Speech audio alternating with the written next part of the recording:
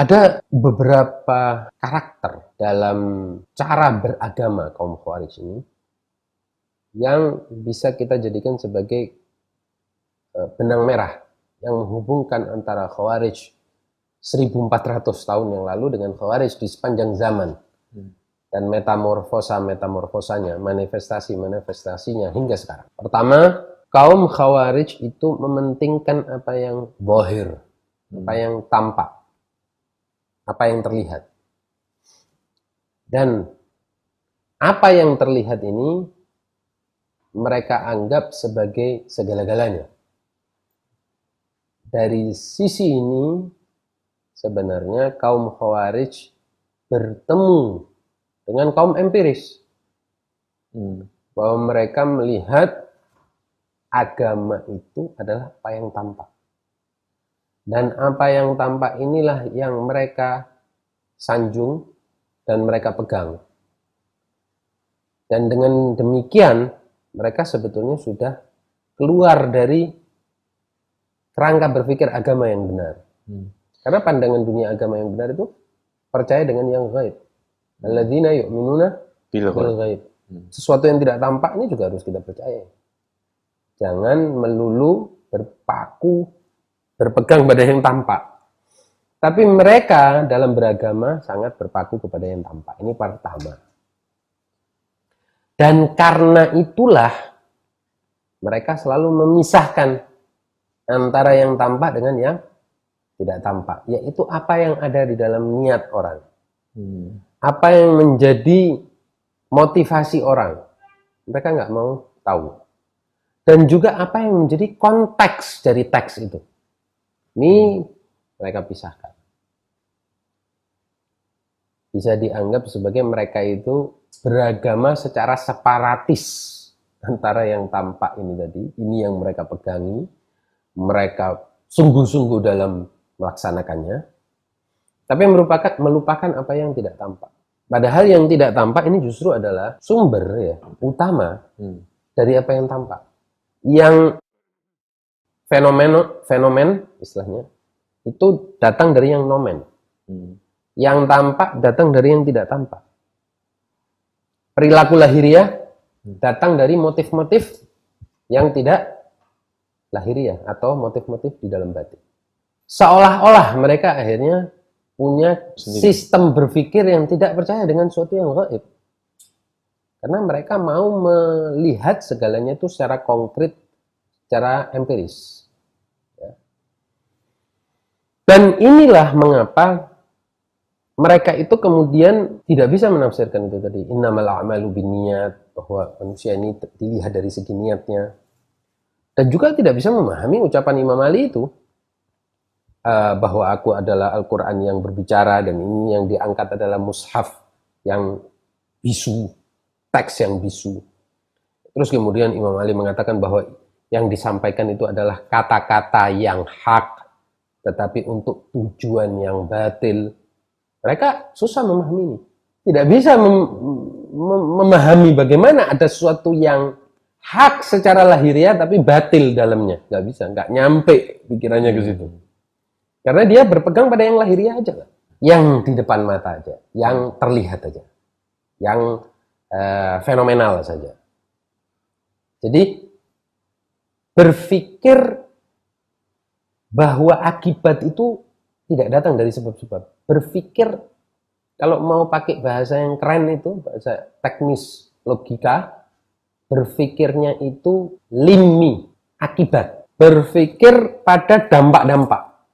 Padahal dampak-dampak ini ada rangkaian sebab musababnya.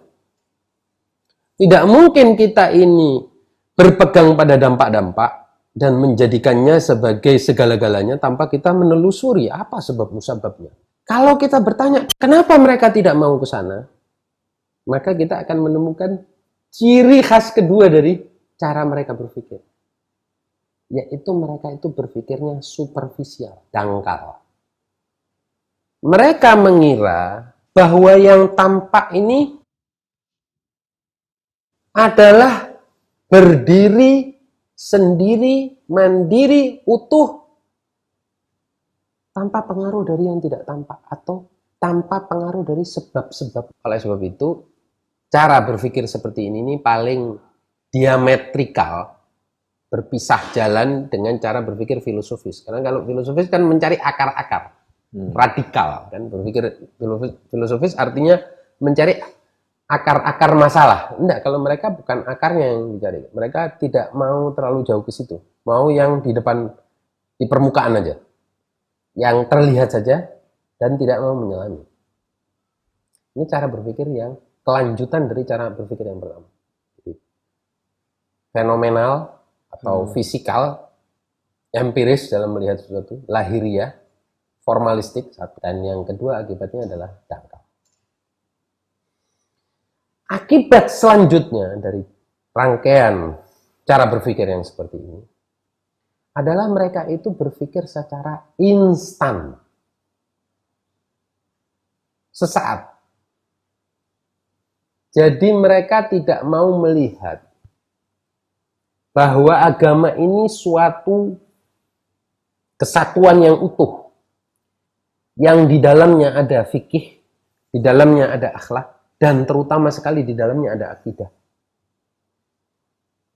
Bahwa dalam sistem berpikir agama, dalam sistem nilai agama, ini ada manusia, ada Allah Subhanahu wa Ta'ala, ada alam, ada manusia, ada bangsa, ada bahwa manusia ini terdiri dari bangsa-bangsa dan suku-suku dan lain sebagainya. Kompleksitas ini mereka nggak mau berpikir. Keutuhan itu enggak, makanya mereka itu instan. Bagi mereka mungkin instan ini tadi suatu kemuliaan, kehebatan. Karena menurut mereka kalau segera melakukan sesuatu itu taat, tanda cepat-cepat memanggil, menyahut panggilan Allah. Begitu ada perintah, langsung laksanakan. Nggak usah dipikir-pikir lagi. Nah, ya.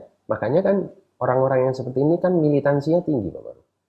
Pemirsa juga bisa melihat bagaimana kemudian orang-orang seperti Khawarij dan turunan-turunannya, turunan-turunan ideologisnya, turunan-turunan epistemologisnya itu kemudian sampai sekarang ini cepat mengambil langkah, agresif, militan sekali. Dan instan. Instan ini cara berpikir yang ketiga ini. Instan dalam melihat apapun dan ingin melaksanakan sesuatu secara cepat. Dan otomatis, Pak Maruf, mereka reaksioner. Artinya perintah itu dia potong-potong. Dia pisahkan antara satu perintah dengan perintah yang lainnya. Inilah ciri yang keempat. Pola pikir mereka yang keempat. Apa itu? Pola pikir yang melihat secara sepenggal-sepenggal, sepotong-sepotong. Seperti yang saya bilang, mereka tidak mau melihat agama secara utuh. Dari A sampai Z, enggak. Ada perintah bunuh orang kafir, sudah bunuh. Padahal ada begitu banyak perintah lain tentang bahkan perintah kepada Rasulullah di dalam Al-Quran. Afa anta tukrihun nas hatta yakunu mu'minin. Apakah engkau mau membenci manusia sampai mereka itu beriman? Artinya perintah untuk menyayangi semua manusia. Dan perintah Allah untuk menyayangi manusia ini datang di dalam Al-Quran dalam bentuknya yang umum. Walaqad karramna bani Adam. Dan telah kami muliakan anak Adam. Anak Adam siapa saja? Anak Adam itu di dalam Al-Quran artinya biologis. Selama dia manusia, punya ciri-ciri fisik manusia. Anak Adam. Karramna, Allah yang memuliakan anak Adam. Kalau anak Adam dimuliakan oleh Allah, kenapa kita sebagai orang yang mengaku sebagai taat kepada Allah nggak memuliakannya? Segampang itukah kita membunuh mereka? Apalagi dengan cara menyembelih mereka, mencincang mereka, memukul mereka, melukai, mencacat mereka, mencederai mereka, dan lain sebagainya. Jadi, dalam melihat perintah Allah, saking kepinginnya untuk segera buru-buru melaksanakan ini, lupa ada perintah-perintah lain Allah. Yang kalau nggak dilihat secara utuh, maka kita seperti kaum Khawarij selalu menjalankan perintah dalam keadaan melanggar larangan. Terus hidup dalam paradoks, dalam dilema yang tidak pernah bisa mereka selesaikan. Bagaimana mereka mengira bahwa mereka ini, ya, pada satu sisi membunuh, melaksanakan perintah Allah membunuh orang kafir, tapi pada saat yang sama melanggar perintah Allah untuk membunuh pemimpin yang muslim, membunuhnya dalam keadaan sholat di dalam masjid. Apakah ini bukan melanggar perintah-perintah Allah? Seperti yang dilakukan oleh Abdurrahman bin Muljam. Dan melanggar lagi perintah Rasulullah untuk menghormati Imam Ali, untuk mencintainya. Begitu banyak perintah Rasulullah untuk mencintai Ahlul Bait, keluarga Nabi, untuk mencintai secara spesifik Ali bin Abi Thalib. Ya Ali, la yuhibbuka illa mu'min wa la yabghuduka illa munafik, dan lain sebagainya. Jadi istilahnya terseret di dalam dilema yang berkelanjutan. Karena menggal-menggal. Allah di dalam Al-Quran sudah mengingatkan seluruh kita, kaum muslimin secara umum, untuk tidak menjalankan dan memahami agama secara sepenggal-sepenggal. Kita harus ingat, Allah Subhanahu wa Ta'ala dalam Al-Quran sudah menjelaskan semua hal untuk semua situasi.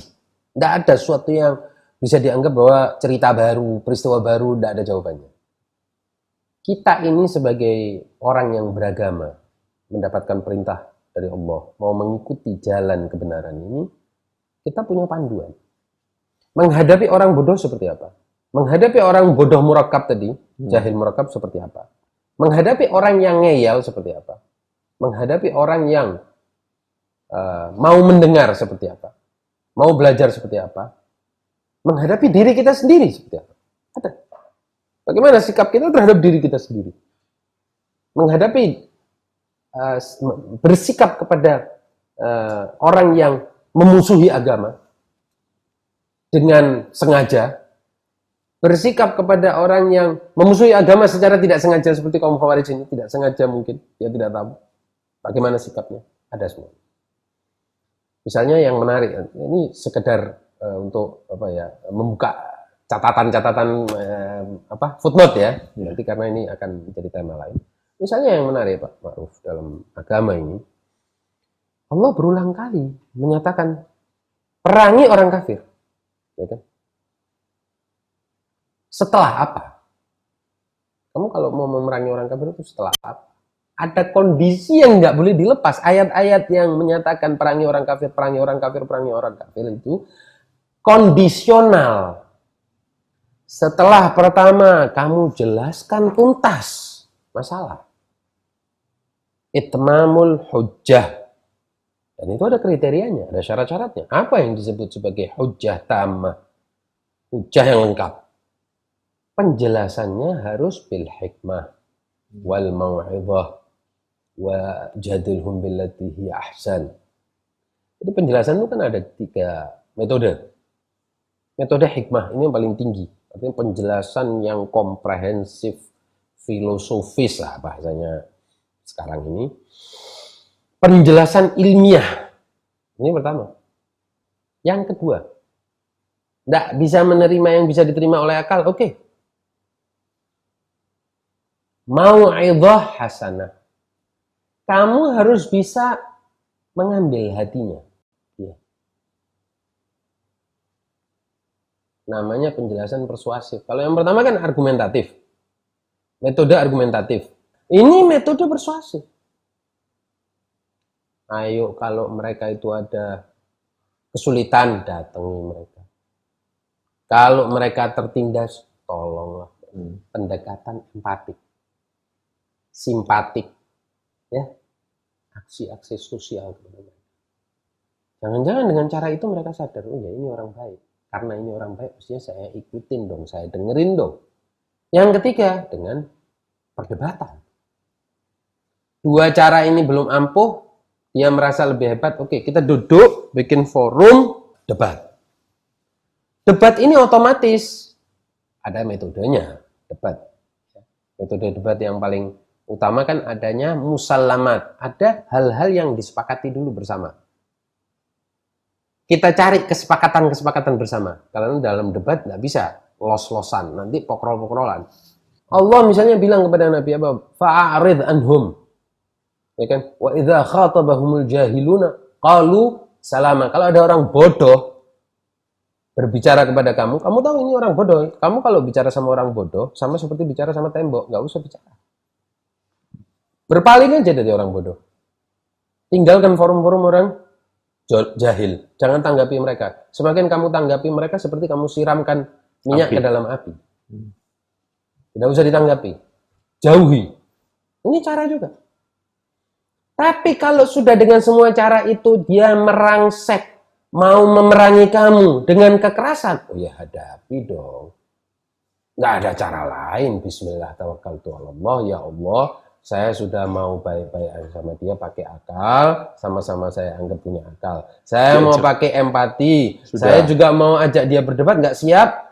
Saya juga sudah hindari, saya nggak masuk di mana ada mereka, saya nggak masuk ke sana. Ada forum mereka ada di sana, saya hindari. Kok mengejar? Oh ya kita siapin, harus siap. Ya hidup ini ada perintah, ada larangan. Perintahnya Allah bilang jangan sampai kamu terhina. Kamu lari dalam keadaan kamu sudah melakukan semua kebaikan. Oh, itu salah. Dan itulah yang dilakukan Imam Ali. Imam Ali kepada mereka membuktikan secara argumentatif, persuasif, debat, dialektik, hindari, nggak bisa juga. Mereka mau memerangi, datang, oh, hadapi. Tema kita kan tadi bicara tentang ciri yang keempat tadi tentang bahwa mereka ini memenggal-menggal. Sepotong. Teks yang ini dipegang, yang ini dibuang atau disimpan. Nggak mau ditunjukkan, nggak mau diketahui. Makanya kalau tidak tahu, bisa pakai metode argumentatif, bisa pakai metode persuasif untuk memberitahu. Bisa pakai metode dialektik. Tapi kalau mereka ini menolak, sementara yang ingin kita sampaikan ini baik, langkah kita kan harus bukan kompromi di dalam prinsip. Artinya kita tetap harus mengatakan bahwa teks yang kamu bawa-bawa itu dari Al-Quran, yang saya bawa juga teks dari Al-Quran. Sekarang teks kamu mengatakan bunuh, teks saya mengatakan sebaliknya. Karramna bani Adam, la ikraha fid din, afa anta tukrihun nasa hatta yakunu mu'minin dan lain sebagainya. Ini teks-teks Al-Quran juga ada di dalam Al-Quran yang sama yang kita pegang. Ayo, gimana cara mendamaikan ini? Cara mendamaikannya mau tidak mau harus dengan tidak memisah-misahkan. Karena Allah tidak maukan kita memisah-misahkan seperti Allah katakan alladzina takhadzul qur'ana 'idzin. Mereka yang memotong-motong Al-Qur'an. Nah, Al-Qur'an ini kalau dipotong-potong gimana caranya? Wailun lil musallin. Apa artinya? Celakalah bagi orang yang sholat. Sudah selesai. Kalau gitu jangan ada orang yang sholat. Justru kalau ada orang sholat penggal kepalanya karena celaka. Enggak. Gak bisa Al-Quran dipotong-potong. Al-Quran suatu kesatuan pesan. Integral. Pesan yang terkandung di dalam Al-Quran itu gak bisa dicabut, dicomot sebagiannya dan dibuang sebagian yang lain. Gak bisa. Ketika Allah mengatakan, wa ma arsalnaka illa rahmatan lil alamin, kepada Nabi, dan sesungguhnya aku tidak mengutusmu. Dan itu ada takkid yang demikian kuat dalam balaghah, dalam sighahnya itu, dalam susunan teks itu ada takkid. Wa ma arsalnaka illa rahmatan lil alamin itu takkid bahwa tidak kami utus engkau wahai Muhammad kecuali sebagai rahmat. Bagi siapa? Al-alamin itu bukan hanya makhluk yang berakal di situ, tapi makhluk yang tidak berakal juga. Binatang juga, tanaman-tanaman juga. Dan begitulah perilaku Nabi kepada tanaman, lingkungan, kepada binatang. Dan Nabi juga berperilaku yang sangat baik, bersikap baik kepada tetangga, kepada orang sekelilingnya, kepada masyarakat. Tidak terlepas dari agamanya apa. Ketika Nabi pertama kali masuk ke Madinah, apa yang dilakukan oleh Nabi? Mengusung piagam Madinah untuk supaya terjadi kesepahaman. Nah, ini Nabi yang menjadi tauladan kita dalam beragama, perilakunya seperti ini berdasarkan pada Al-Quran. Tiba-tiba datang kita.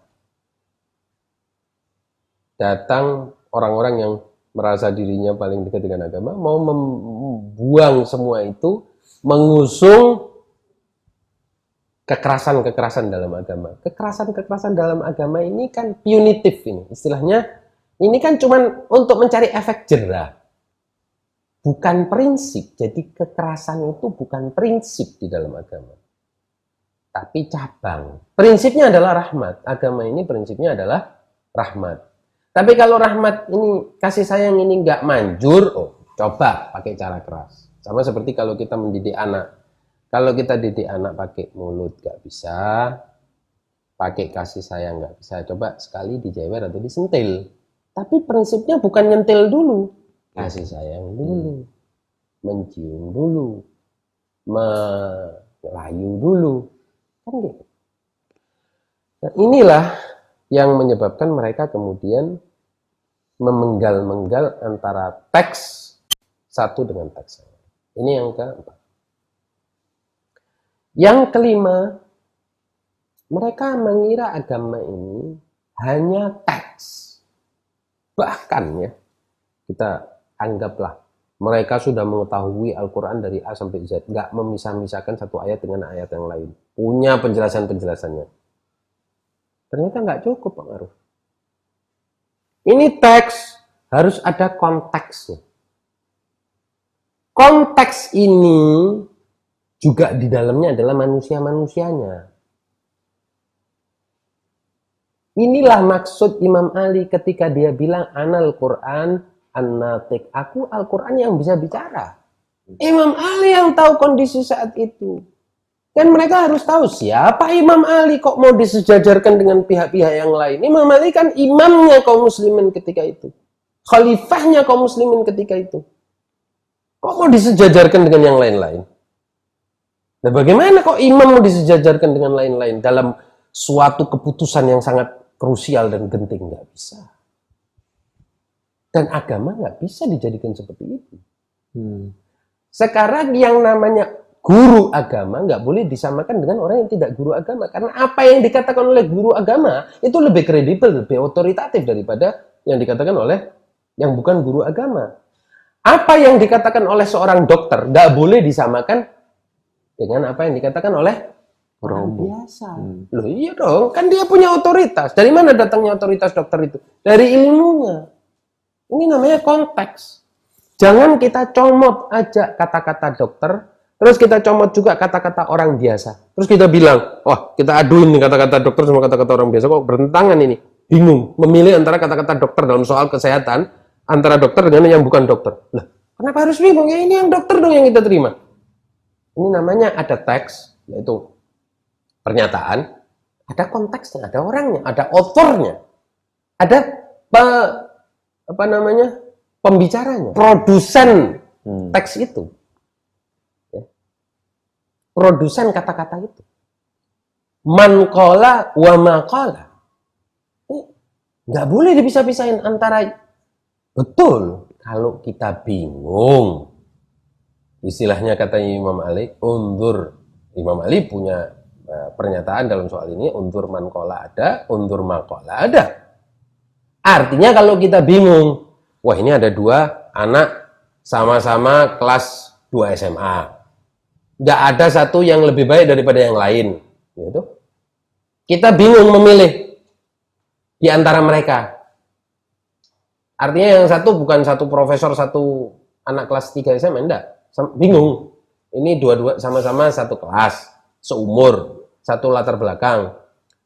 Kemudian apa namanya? Satu level. Yang satu tidak lebih unggul dari yang lain. Tapi ngomongannya beda. Satu bilang ada gunung di 100 meter ke depan, satu lagi bilang tidak ada gunung di 100 meter ke depan. Nah, ini kita boleh? Oke, kalau gitu jangan melihat siapa yang bicara, tapi lihatlah apa yang dibicarakan. Ya boleh, karena bingung. Tapi kalau satu profesor, ustadz yang jelas, imam, khalifah, sudah jelas, kredibilitasnya tidak berkurang. Dokter, ya kita harus lihat ini juga orangnya. 4 ciri yang pertama tadi, ditambah ciri teks dan konteks yang dipisahkan tadi, ini berurut-urutan ya, tasalsul. Ini rangkaian, mata rantai ini. Kalau nggak begini ya begini. Karena tidak ini maka lahir ini, karena lahir ini, lahir ini, lahir lain. Nah ini nanti menjadi satu siklus tertutup, lingkaran setan. Ada ciri-ciri lain yang mungkin nanti dalam kesempatan lain kita akan bicarakan. Tapi ciri yang terakhir dari konteks dan teks ini tadi mengakibatkan mereka itu atau orang-orang yang seperti mereka, yang sekarang mungkin bahasa sekarangnya kita sebut sebagai kaum takfiri ini tadi, selalu terjebak dalam maksiat kepada Allah pada saat mereka ingin taat kepada Allah. Kita bisa dengan mudah mendeteksi unsur maksiat dalam cara mereka menjalankan ketaatan Allah. Dan ini simpel, kita mudah sekali mendeteksi. Tidak susah. Yaitu ketika mereka, misalnya contoh, dengan mudah mengkafirkan orang. Pertanyaannya, mana dalilnya? Satu saja dalil yang menyebabkan kafir. kalian punya hak untuk mengkafirkan yang lain. Satu saja, Al-Quran ataupun hadis yang menyatakan diwajibkan atau disunnahkan kepada seorang muslim untuk mengkafirkan siapa saja yang kafir. Kafiru man tahsabuna annahum kufar. Satu saja. Atau sesatkanlah orang-orang yang sesat. Mana pernyataan seperti itu? Dalil. Atau perilaku Nabi yang menunjukkan seperti itu. Mereka katanya mau mendekatkan diri kepada Allah. Mereka ini ingin tampil tanpa penyelamat dunia. Penyelamat. Mereka ingin menjadi yang terdepan dalam ketaatan kepada Allah. Tidak takut. La yubaluna fillahi laumata laim, enggak takut caci maki orang di dalam menjalankan Allah, paling dekat dengan Allah, paling siap berkorban di jalan Allah. Oke. Betul. Oke, zen insyaallah, mudah-mudahan seperti itu. Tapi kenapa kok terjebak kamu menjalankan sesuatu yang enggak ada perintahnya? Perintah siapa ini melakukan ini? Kemudian ketika mereka bisa menjelaskan, katakanlah mereka punya argumen, oh iya ini berdasarkan pada hadis Nabi mengatakan katakan yang benar meskipun itu pahit, katakan pokoknya kebenaran, sampaikan kebenaran. Oke, kamu tahu bahwa orang-orang itu kafir dari mana? Pertanyaan seperti itu. Kamu tahu orang-orang itu sesat dari mana? Oh, saya menyelidiki mereka. Kamu menyelidikinya dengan apa? Pakai metodenya siapa? Ada cara menyelidiki kekafiran. Kalau memang ada cara menyelidiki kekafiran, dan itu sudah disahkan oleh agama, dan menjadi sunnahnya Rasul, tolong tunjukkan bagaimana Rasulullah SAW dan para sahabatnya membongkar misalnya kekafiran seorang atau orang munafik di zamannya. Ada nggak? Ada tidak seorang munafik di zaman Nabi yang dihukum karena kemunafikannya? Jawabannya jelas pasti tidak ada. Karena orang-orang munafik di zaman Nabi tidak ada yang dihukum. Meskipun Nabi tahu ini orang munafik dan sebagian besar sahabat tahu itu munafik, tapi Nabi muamalahnya kepada mereka, muamalah mereka sebagai orang muslim. Selama dia tidak menunjukkan kekafiran dan ofensif dalam kekafirannya dan melakukan langkah-langkah politik, apalagi gerakan militer untuk menegakkan kekufurannya, selama mereka toleran terhadap keislaman, ya diperlakukan sebagai orang muslim dong. Ini fakta. Apalagi akhlak Islam melarang kita ini apa? Ifsya'u asyar. Tidak boleh kita menyebarkan keburukan orang. Justru disunnahkan menutup keburukan aib-aib orang. Kalau memang ada aibnya loh, kita disunnahkan untuk menutup. Kita wala tajassasu, tidak boleh tajassus, memata-matai orang. Orang ini sholat apa enggak? Sholatnya 5 waktu. Ini enggak sholat 5 waktu. Sholat 2 rakaat. Enggak boleh. Tidak ada perintahnya dalam agama justru terang. Dalam Al-Quran diterangkan jelas. Jangan bertajassus. Kemudian agama perintah apa? Inja'akum fasiqun binaba'in. Kalau ada orang yang kamu ragukan. Tanya. Tabayyun. Kalau ada orang datang memberikan informasi, orang yang meragukan datang memberikan informasi tentang atau apalagi orang ini fasik. Fasik itu apa? Fasik itu orang yang dikenal suka bohong, suka dusta, suka sama perempuan, syahwatnya tinggi, suka sama duit. Datang menjelaskan agama, menjelaskan suatu keburukan orang. Tabayyun dulu. Dan juga ada perintah Allah lagi yang lain di dalam hadis-hadis Nabi. Perhatikan tetangga. Mana perhatian kepada tetangga? Baikin tetangga-tetangga sekitar. Bukannya ada tetangga yang kamu monitor setiap saat. Oh ini sholat, nggak sholat Jumat. Oh ini orangnya sholatnya 3 waktu. Oh ini sholatnya. Terus mulai disebarkan. Menggiring tetangga-tetangga sekitarnya untuk bilang ini sesat, bahaya, ayo diusir. Ayo. Ini sama sekali tidak ada dalam agama. Dan ini bukan agama. Desas-desus ini bukan agama. Bahkan bertentangan dengan agama. Jadi akhirnya karena cara berpikir yang salah tadi, agama ini jadi mati. Yang tumbuh apa? Kebencian. Berbajukan agama. Bersimbolkan agama.